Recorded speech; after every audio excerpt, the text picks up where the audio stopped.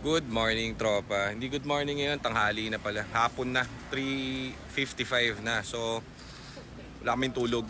Pero hassle pa rin. Meron kasing mga naka-reserve na unit na kailangan ayusin dito sa shop. Actually ito, tapos na naman. So, kay Sir William ito, straight from Alaska. Yung ginawa ko. So, itong unit niya, matagal na itong paid. Niready lang namin. Ito yung orange namin na long drive. Tested na. Kahit naman din namin tested, wala naman kayong problemahin. Message nyo lang kami pag magkaroon kayo ng problem. Pero, hindi magkakaroon ng problem yan dahil shinore natin yan. So, lahat dyan, inayos, ginawa, everything. So, pinagplanuhan, pinag-aralan. Meron kaming system for that. And yung mga ginagamit natin dyan is all original Ford. Ford specs lahat yan at wala tayong magiging focus dun sa unit. Kasi kahit ABS yan, binibila namin. All goods. Yan yun. Last na to. Tatapos na yung finishing nila kanina. So, ngayon, bubuhusan na ni Joseph ng mahiwagang langis. At itong langis na to ang magsisilbing pag-ibig ni Sir sa kanyang kotse. Dahil siya galing Alaska. Okay? At eto, hindi ko alam alis din daw si Sir no?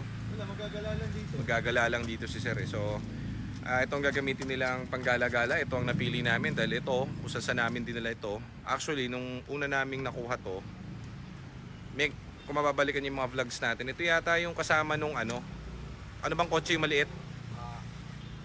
Alto ba? Hindi, yun i10 pala. Isa lang yung may-ari nito, saka siya. So ito, ang naging issue nito dati, pinadala to doon sa kung kaninong mechanic, di magawa-gawa yung problem, parang nag-overheat. Hindi parang, talaga nag-overheat. Pero as per checking, nung binibili namin yung i10 ni Sir, sinilip namin, sabi, Sir, anong problem nito? Tunog pa lang ng engine, medyo gets na natin yung problem niya, hindi mahanap-hanap. Ewan ko, ba't di magawa-gawa nung gumagawa sa kanila?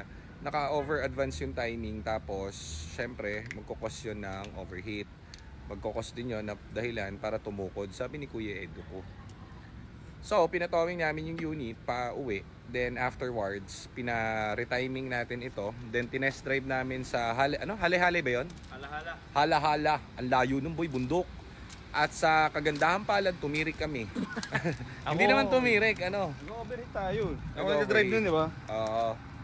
So, okay na yung timing niya. Ang hindi namin napansin, syempre ginalaw na siya dun sa ibang shop. So, pinakailaman na yung sa cooling system niya. So, medyo bad boy tayo dun. Hindi natin napansin. Ginalaw pala yung sa niya. Ano ba yung ginalaw dyan? Radiator fan, mga ganun, Ginalaw yung mga radiator fan, yung wiring. So ngayon, anong nangyari hindi namin napansin kasi nakatago dun sa loob. So, bago pa siya mag-overheat, umabot yung temp neto max parang 114. So ang ginawa namin, nagpa siya kaming wag nang sumuong sa aming misyon sa Hala-Hala. Nabibiling kasi kami EcoSport dapat dun.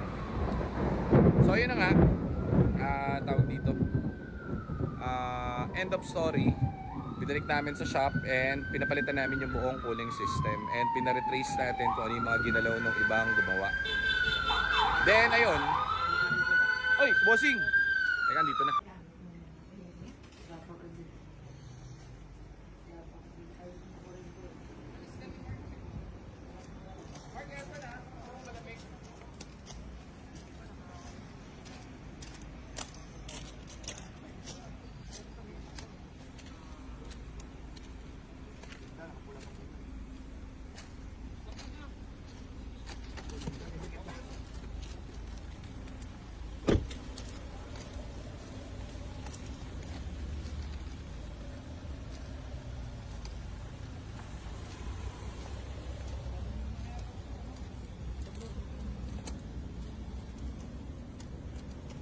Pila akong carpet nga lagay rito. Sabi ko, hindi ko sa pag magkakila ako ng van, ang maraming kasama ito lalagay rin. Na may mga van? Hindi, pagka mag-market, kasama yung mga pamilya, magkakila na ako lalagay rin. Para magamit pa rin, sabi nito yung carplay. Sabi nyo na pala kanina siya. Kita mo, na-search ko pa yan, no? Ito sa yan, no? Ito yan, na-search ko pa yan, yung mga picture niyo, photos. Yan yung may-ari, di ba? At yung mga tropa ko Zero sa lahat, error. pinapanood Zero siya. Sir,